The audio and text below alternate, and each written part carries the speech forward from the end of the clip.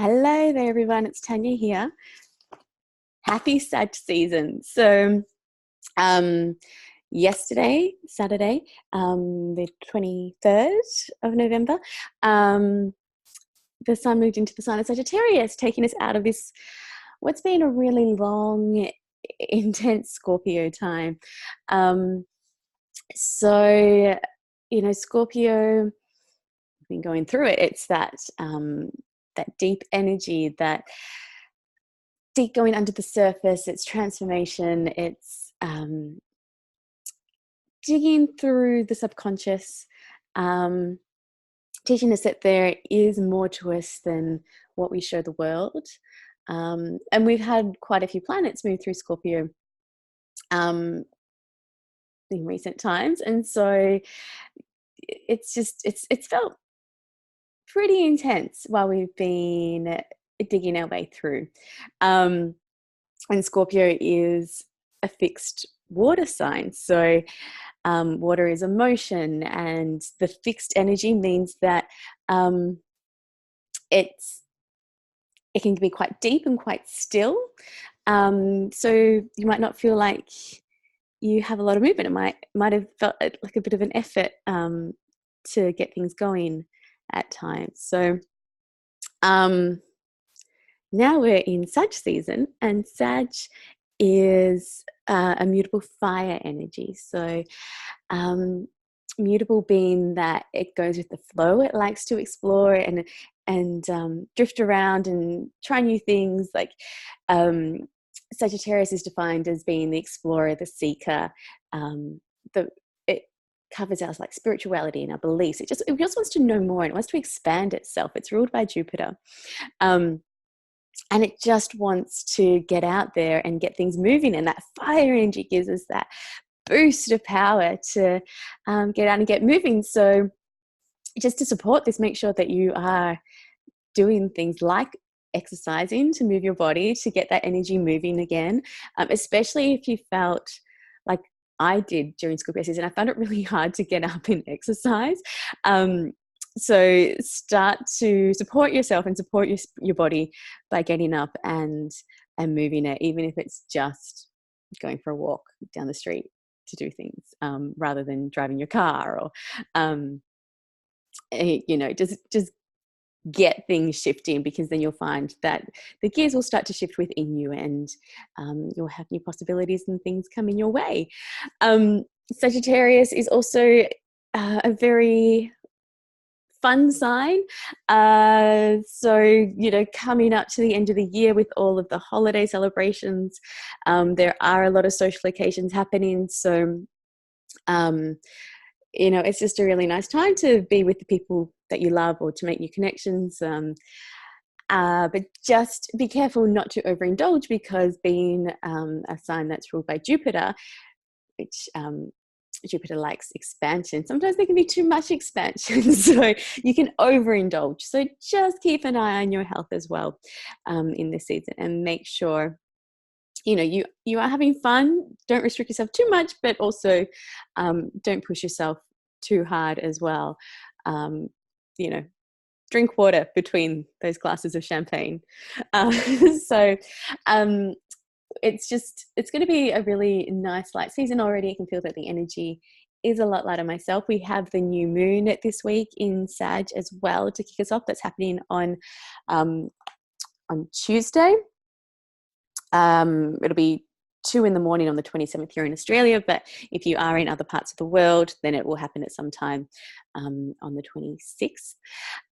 So this is a really good time to set our intentions about where we want to go to. So the sign of Sagittarius is pictured by the centaur with the arrow, and he's aiming and he's shooting in the distance over the horizon, so into new territory. So it's where do we want to aim? Like, where are we, all of this deep introspection that we've been doing over the last little while, like where do we want to take it? Where do we want to be in 2020? We're coming up to the end of the year, the end of the decade. So what is it that we're doing? What leap are we taking? I keep having this feeling myself that it's that feeling of being at the airport and you're about to go on a holiday for a while, and you're saying goodbye to the people you love who are staying at home, and you're excited about heading somewhere but sad about saying goodbye, and you just know that you have to pack certain things to take with you, and you're not quite sure maybe what you need on this journey, and it's all of this sort of thing that we can start to sift through as we're coming up to the end of the year, of like, okay, so where am I going? What do I think I need? What can I leave behind? Knowing that you can always come back to it if you really do need to, but to also not be afraid of just really culling your life, really just leaving behind the things that are no longer working for you. So just have a think about that as we head into the new moon. Like, what are you wanting to work towards, and what do you feel like you need to leave behind? Even if it's hard, even if you feel sad about it, like, just because you're leaving things behind, it doesn't always have to be a clean break. You don't always have to feel good about leaving things behind. Like, there can be that grief. It's like that Marie Kondo thing where she gets you to thank whatever it is that you're getting rid of for its place in your life, and being able to move on in that way. So again, like, let's Marie Kondo our lives a little bit so we can make space for the new and for the new places that we are heading. So that is Tuesday. Then the next day, on Wednesday this week, we've got Neptune going direct. So it's been in retrograde in its home sign of Pisces for about 5 months, adding, I think, to a bit of the muddled confusion feeling, because Neptune it can bring about a bit of an illusion about things. Sometimes we can be a little bit too dreamy, or just even unclear when Neptune is doing a transit through a significant part of our charts. And if we think about Mercury being our minds here, they say it's like our lower mind. It's the mind that we have with us in our bodies. Neptune represents the higher mind and the greater consciousness as well. So there has been a lot of confusion and things being stirred up in just the collective psyche as well. And so having it turn direct, it's going to be just a really interesting time to see how it all plays out on the world stage as well, especially with the world politics being what it is. So any of the things that you have been thinking of or dreaming of over the past 5 months that feel really good to you, maybe that's something that you can take with you as we shoot our arrows into the future.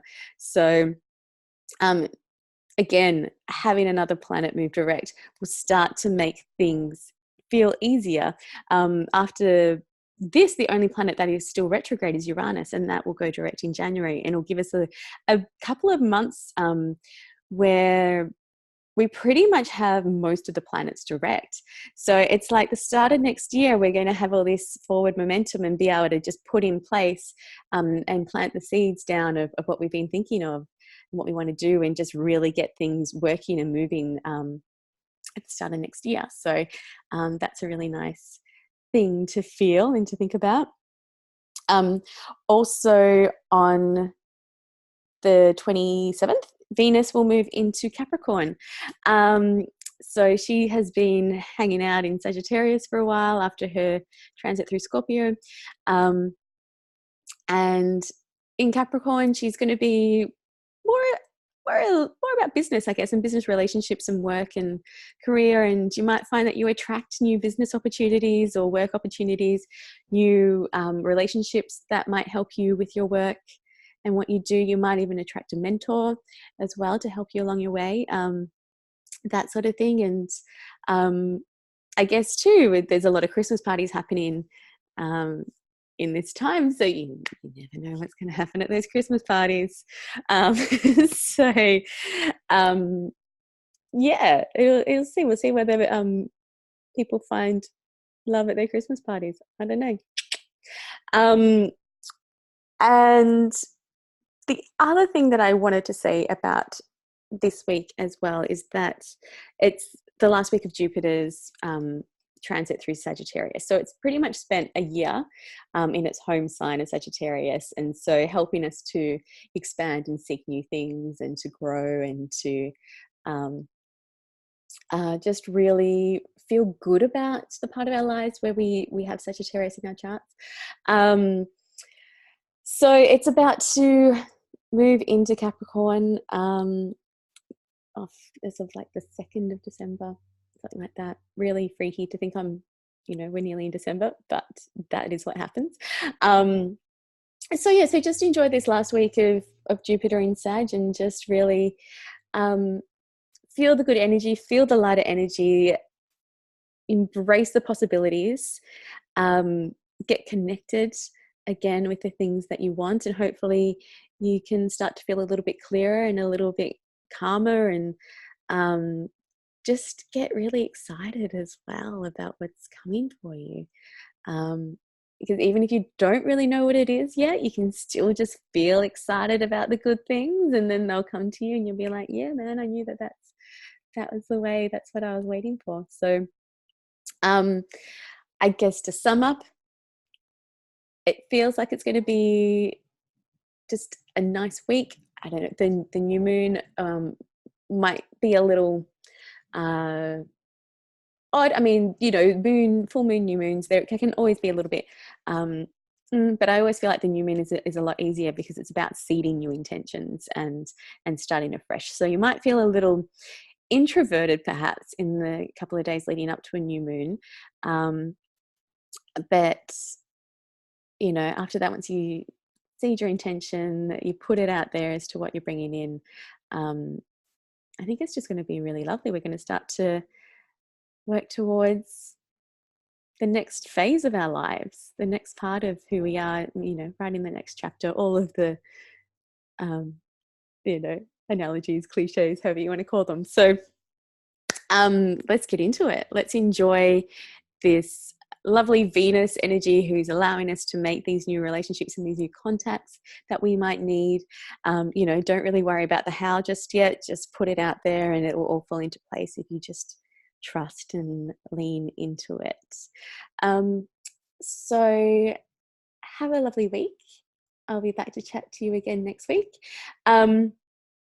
Also, check out, I've just started a new video series where I have a brief look at a celebrity's chart, just to kind of look at what makes them and what special gifts and talents that they've been utilizing in their career to get to where they are. So I started that out last week with Madonna. So pop over to my YouTube channel to check that out. And if there is a celebrity that you're really interested in me looking at, please let me know in the comments, or you can send me a direct message. And that's about it. That's all I wanted to say. So have a good week. I'll talk to you soon. Mwah.